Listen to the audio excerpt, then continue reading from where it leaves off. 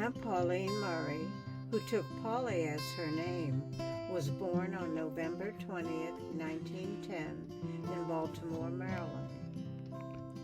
One of 6 children, Pauli went to live with her aunt, Pauline Dame, at age 3 when her mother died. She lived in this little clapboard house in a place called the Bottoms in Durham, North Carolina, and it made all the difference in the world. Even as a toddler, Pauli Murray had a sense of worth and a sense of fairness. When Grandpa got 3 pancakes and Pauli only 1, Pauli knew it was not fair. The Jim Crow laws that robbed blacks of their rights and of their dignity made her bristle with anger. "I'm out of here," is what Pauli Murray said when it was time to go to college.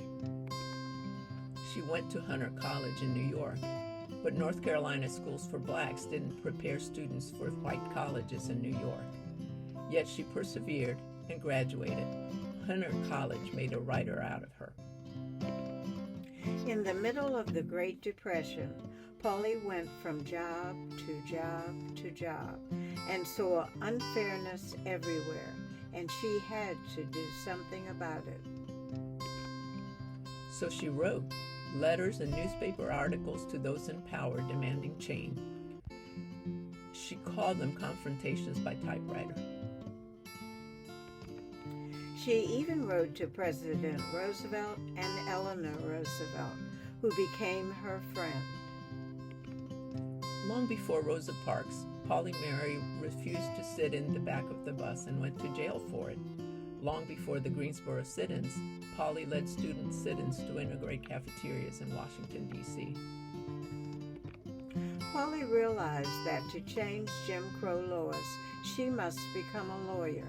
But at Howard Law School, where she should have been welcomed, she was discriminated against because she was a woman. But Pauli didn't give up. She wrote a paper that was so good, Thurgood Marshall and his team used it to win the Supreme Court case, Brown versus Board of Education. The victory ended segregation in schools, as well as Jim Crow laws, but she didn't get credit for her idea. She went on to fight for women's rights. She got credit for that. Pauli Murray wrote law books and poetry books. She was an activist and a college professor. In the end, Pauli Murray gave it all up to become an Episcopal priest. She celebrated her first Mass at the church where her grandmother Cornelia, a slave, had been baptized. Pauli Murray wanted to be known as a human who happened to be black and who happened to be a woman. While Pauli Murray was alive, she was an unsung hero.